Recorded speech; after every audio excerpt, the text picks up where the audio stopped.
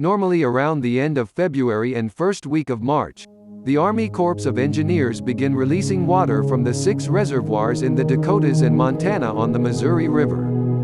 The winter of 92-93 was brutally harsh and lingered into early spring with a late winter blast that prevented the Corps from being on time. Then the unexpected happened. A stationary front moves north and quickly melts the snowpack almost overnight. With it came severe storms and torrential rain.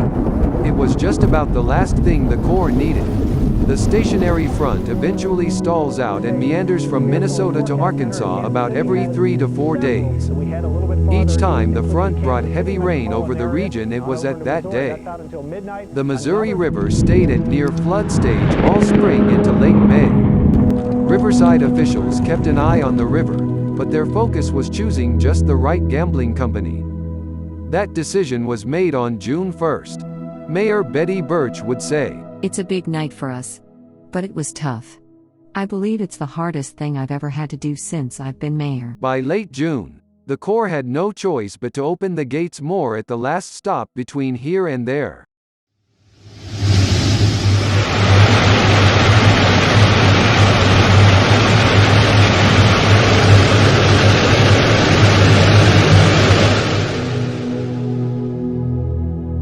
Between May 13 and July 27, the Missouri River crested above flood stage 8 times.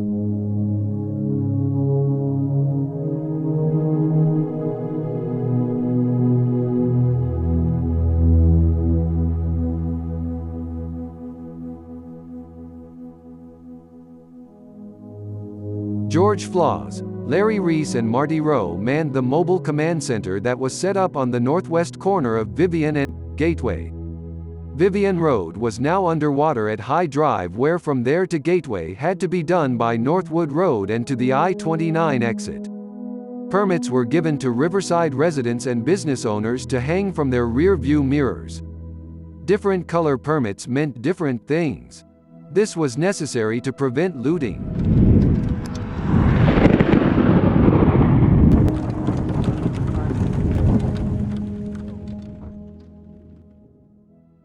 By now the National Guard had been called in and had "shoot to kill" orders, and they cleared your travel based on your permit.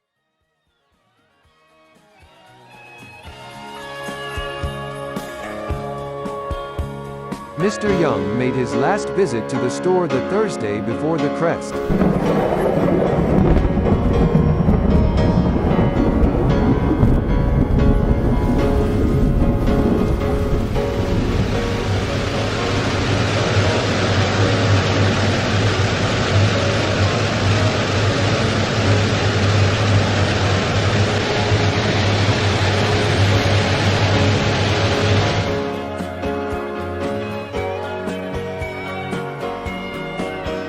A preliminary damage assessment done by city officials resulted in a finding of losses to individual business owners of over $71 million. This loss equals approximately $27,000 for each man, woman, and child in town.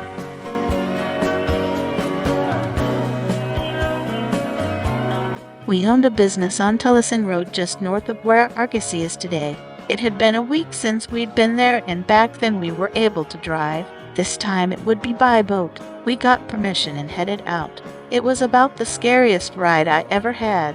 It was about a half-mile trip, but it took over 30 minutes because of the current.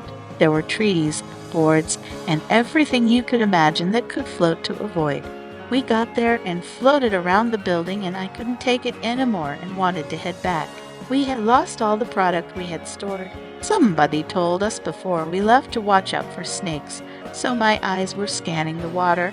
I thought I saw a snake. It was coming near the boat, so I screamed. My husband said it was a little rabbit. It was about to give up, and I still can't believe it had made it that far. My husband kept going, and I pleaded for him to turn around and get it. He fought to avoid some large debris chunks coming at us and somehow reached down and plucked it out of the river by its little ears. I kept that little thing overnight and let it go the next morning. Brenda Peeler.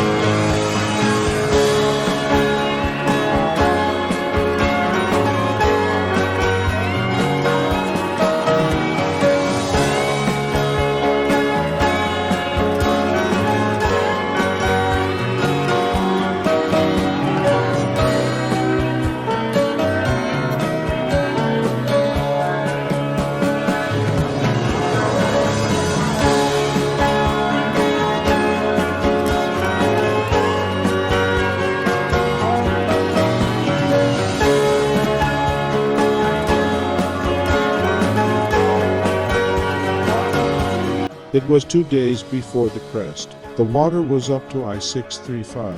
It was closed. The only time I ever used my Go Anywhere pass was that day. The Corps had a checkpoint all the way back to 56th Street on I-29. I told them I just needed to drive to Kansas and back to look at the river. They gave me 10 minutes. I came down 635 past High Drive and was shocked with all the water. I made the slow turn where you could get off to go to Fairfax and headed towards the Missouri River Bridge. The closer I got, I started to see about a dozen deer on part of the remaining agricultural levee. That section was maybe 50 yards long. The deer were running as fast as they could back and forth looking for a way off. I drove over the bridge and came back. That maybe took 2 minutes. In that short time, that section of the levee and the deer were gone. Just like that. I-635 broke about an hour later, but that vision of the trapped deer will always haunt me. Gary Brennan. I hardly had to steer, my course was planned. And destiny, it guides us all by its every rise and fall. As the water goes down, we are going to put a plan in place that we will begin with a massive cleanup in this city. And we're just another piece of the puzzle, just another part of the plan. How one life touches the other, it's so hard to understand. So we'll walk this road together, try to go as far as we can. And we've been waiting for this moment in time ever since the world began. Taken in the times gone by, we wonder how it all began. We'll never know and still we try to understand. And even though the We're going to be in here and we're going to go back to work and we're going to go back into business. it's love that keeps us holding on till we can. We're going to survive this thing somehow.